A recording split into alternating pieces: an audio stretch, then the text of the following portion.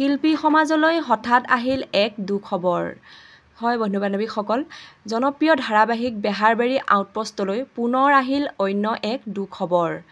বেহাৰবাৰী আউটপোষ্টত অভিনয় কৰা জনপ্ৰিয় অভিনেতাগৰাকী আৰু নাই।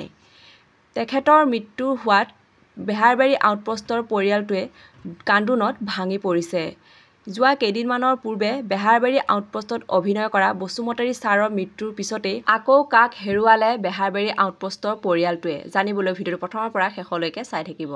জনপ্ৰিয় ধাৰাবাহিক বেহাৰবাৰী আউটপোষ্টত অভিনয় কৰা অভিনেতা মৃগাংক বৰ্মন আৰু আমাৰ মাজত নাই। হঠাৎ তেখেতৰ মৃত্যু হ'ল। মৃগাংক বৰ্মন নলবাৰীৰ এগৰাকী উদীয়মান অভিনেতা আছিল। তেখেতৰ মৃত্যুত সকলোৱে শোকত ভাঙি পৰিছে। হঠাৎ কেনেকৈ তেখেতৰ মৃত্যু হ'ল? সামাজিক মাধ্যমৰ অনুসৰি জানিব পৰা মতে, যোৱাকালি মহানগৰীৰ গড়চুকৰ চাৰিআলিত দিন দুপৰতে অভিনেতা মৃগাংক বৰ্মনক কোনোবাই হত্যা কৰিছে বুলি জানিব পৰা গৈছে আৰু তেওঁৰ হত্যা প্ৰেমজনিত কাৰণ বুলি সামাজিক মাধ্যমৰ অনুসৰি জানিব পৰা গৈছে। বৰ্তমান তদন্ত চলি আছে, তাৰ পিছতহে গম পোৱা যাব আৰু দোষীয়ে যেন উচিত শাস্তি পায়। আৰু তেখেতৰ মৃত্যুৰ খবৰটো পাই সঁচাকৈ বহুত দুখ লাগিল আৰু তেখেতৰ আত্মাই যাতে শান্তি পায় তাকেই ভগৱানৰ ওচৰত প্ৰাৰ্থনা কৰিলোঁ।